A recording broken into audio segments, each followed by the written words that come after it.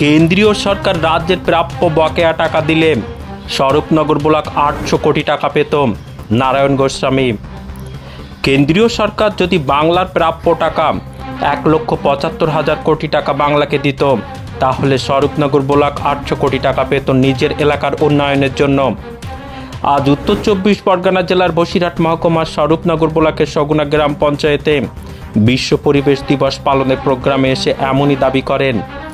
সাম্প্রদায়িকতা প্রসঙ্গে উত্তর 24 পরগনা জেলা পরিষদের সভাধিপতি নারায়ণ গোস্বামী বলেন, মানুষ আমাকে ভোট দিয়েছেন তাদের এলাকায় উন্নয়ন এনে দেওয়ার জন্য, কিন্তু আমি যদি ধর্ম প্রচারকদের ভাষায় কথা বলি তবে সেটা ঠিক নয়। কিছু লোক জনগণের ভোট নিয়ে ঘুরপথে ধর্ম প্রচার করছে। যার যেটা কাজ সে সেটা করলেই ঠিক করবে। তিনি অপারেশন সিঁদুর প্রসঙ্গে বলেন, ইন্ডিয়ান আর্মি পারদর্শিতা দেখে, জাতপাত দেখে না, দক্ষতা দেখে, যোগ্যতা দেখে। যার জন্য অপারেশন সিঁদুরের জন্য একজন হিন্দু ও একজন মুসলিম সম্প্রদায়ের সেনা মহিলার উপরে দায়িত্ব দিয়েছিল। সংখ্যা আর শেষ হবে, সংখ্যাটা এত বড়, দেয়াল ঘুরিয়ে যাবে। 1,75,000 কোটি টাকা পাওনা আমাদের বাংলার মানুষের, আপনার পাওনা, আমার পাওনা, ন্যায্য পাওনা দেশের কেন্দ্র সরকার আটকে দিয়েছে। যদি এই টাকা দিতেন তাহলে স্বরূপনগর ব্লক অতিরিক্ত 800 কোটি টাকা পেতেন 294টা বিধানসভার ভাগের।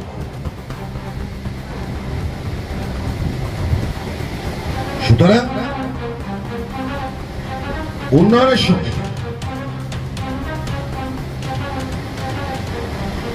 কিছু মানুষ আছে আমাদের মধ্যে বিভেদ তৈরি করতে চাইছে। আচ্ছা বলুন, আমি যদি ধর্মের কথা বলি তাহলে রামকৃষ্ণ মঠ ও মিশনের মহারাজ কি বলবে, বেলুর মঠের মহারাজ কি বলবে, শঙ্করাচার্য কি বলবে, পুরীর আচার্য কি বলবে, দৈত্যাপতি কি বলবে? আমি যদি ধর্মের কথা বলি, নাকোদা মসজিদের ইমাম কি বলবেন, দিল্লি জামে মসজিদের ইমাম কি বলবেন? আমি যদি ধর্মের কথা বলি, আমাকে তো মানুষ কাজ করছে, ভোট দিয়েছে কাজ করবার জন্যে, ধর্ম প্রচার করার জন্য নয়। কিছু ধূর্ত মানুষ আছে কাজ করবার দায়িত্ব নিয়ে কাজ না করে কেবল ধর্ম দিয়ে আমাদেরকে ঘুরিয়ে রাখতে চায়। আমি সাইকেল চালাতে পারি,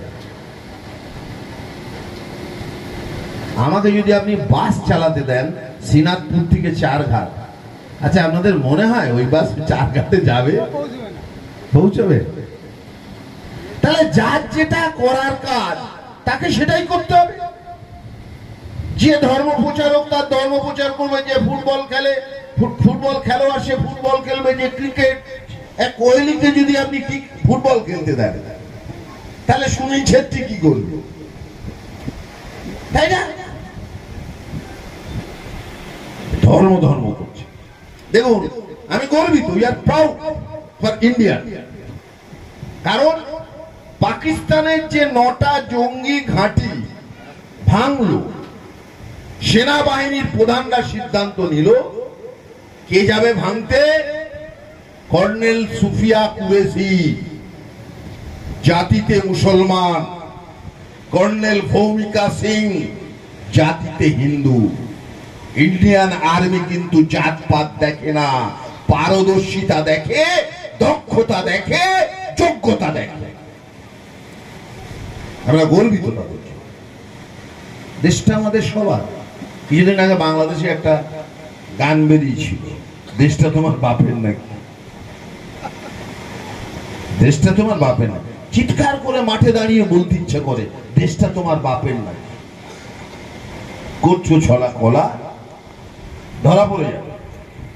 তো যাই হোক, অনেক ইনিয়ে মিনিয়ে বললাম, বাকিটা বুঝে নিতে হবে। উন্নয়নের সঙ্গে থাকুন। বাংলার জননেত্রী মমতা বন্দ্যোপাধ্যায় যেভাবে উন্নয়ন করেছেন তার হাতকে শক্তিশালী করুন।